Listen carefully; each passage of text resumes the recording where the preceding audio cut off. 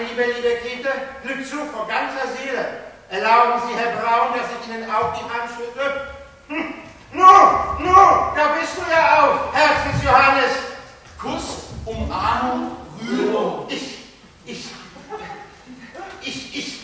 weiß es nicht, wie ich dem lieben Gott genug danken soll. Ich freue mich für dich. Ich freue mich wirklich. Ich freue mich für dich. Ich freue mich wirklich.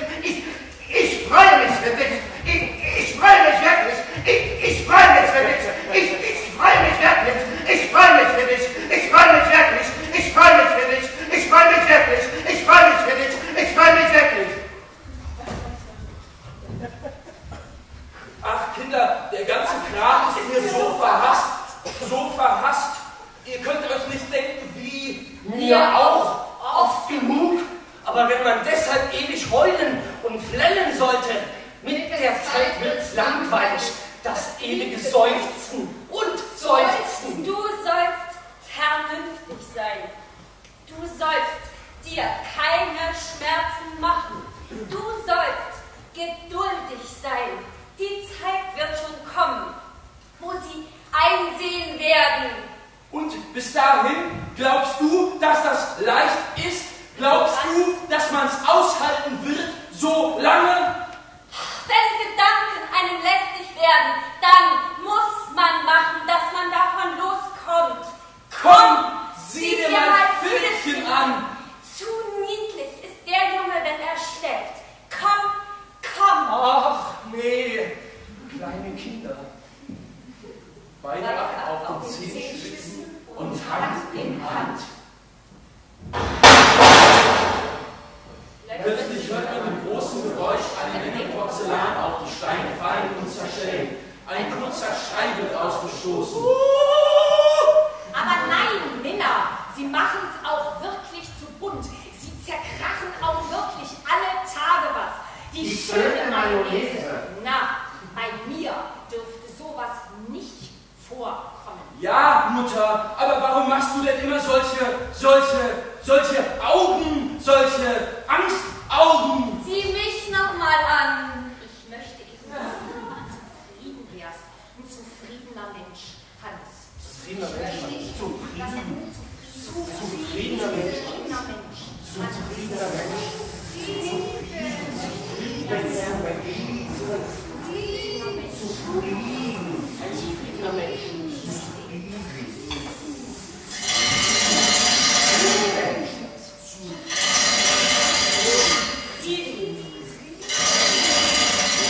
Die Haustür ist doch offen.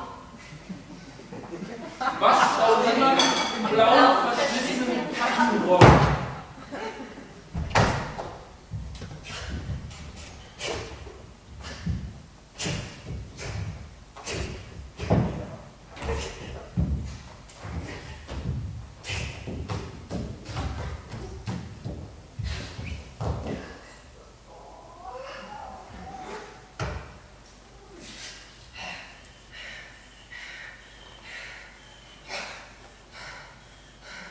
Guten Tag,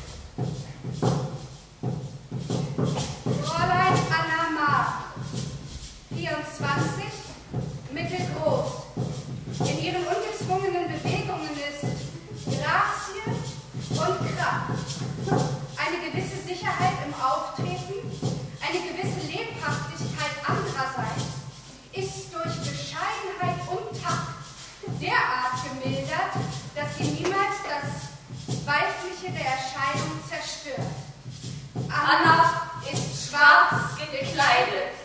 Aber bitte sehr, nehmen Sie doch Platz, bitte. Gehen Sie mal in die Küche, es gibt Abfälle.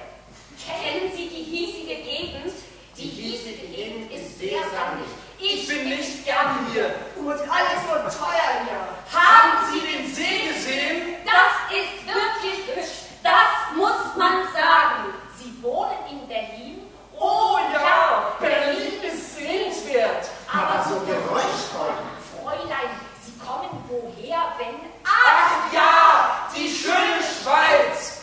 Sie haben gewiss Verwandte in Zürich. Sie an der Universität. Ist die Möglichkeit, was Sie sagen. Ist die Möglichkeit, was Sie sagen. Ist die Möglichkeit, was Sie sagen. Leben Sie wohl.